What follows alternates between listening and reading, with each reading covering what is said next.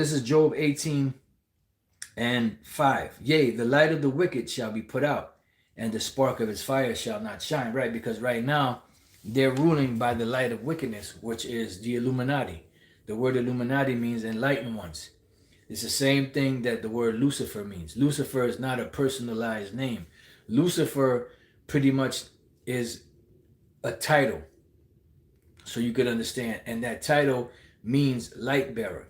When you go to the Hebrew word is Hayalal, which also means the same thing, light bearer, day star, dawn bearer. And it goes into the Greek Eosphoros. Eosphoros means the same thing. Eos is light, phoros is carrier. Eosphoros, light carrier, light bearer. And that's all they do. But they have the left-hand side of the light. And the scripture in the Apocrypha says that the wisdom of wickedness is not wisdom. Pretty much it's set them on a destructive course. That's why the Lord said he's going to judge them.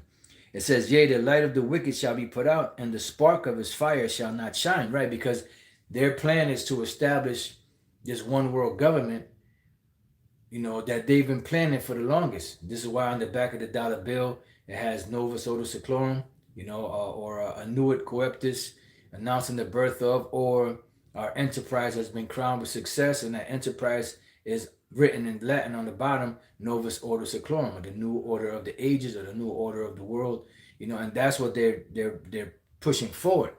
But once they get down to start actually realizing this new world order, that's when the Lord is going to put a kibosh on them. He's going to, destroy them.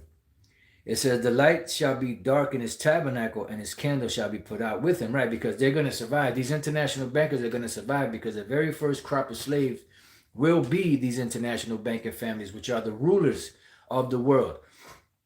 Also, the rulers of these nations that you see around the world helping this devil push forward his agenda. It says the steps of his strength shall be straightened. Right? The word straighten doesn't mean going straight. It means a position of difficulty. Because his steps, right now, there's nothing holding him back, and he's gaining momentum. But there's going to come a point where the Lord is going to throw a monkey wrench in there where his feet are going to get heavy. They're going to feel like lead, so to speak. Meaning his agenda is not going to fully be, his agenda is not going to be fully accomplished. Right? And his own counsel shall cast him down. Right? Because the Lord said that they are wearied in the multitude of their counsels. And they're having these different meetings as to what they should do. This is why you see the WEF, which is the World Economic Forum. You have, the Bilderberg Group having meetings. You have the Bohemian Grove, and you have many other such, meetings around the world, hammering out all of the details for the New World Order. That's why when Stan Johnson mentioned that about one of the, a series of suitcase BOMBS is going off, disrupting the business side of things, financial side of things, this is one of the scriptures that came to mind. Also the MOTB, and just now as I'm thinking about it, the movie Fight Club, towards the end, when they brought down all those financial, buildings by what? By explosives that were in those buildings. And they did it for what? So that they can restart all over again. The Great Reset. Ring a bell? And that's what they want to do. They want to disrupt the economies of the world so that they can bring in the new economy, which would be, the MOTB, which is the micro C-hip. Bottom line. It said, for he is cast into a net by his own feet, and he walketh upon a snare. Right? Because the Lord said he set these devils in slippery places.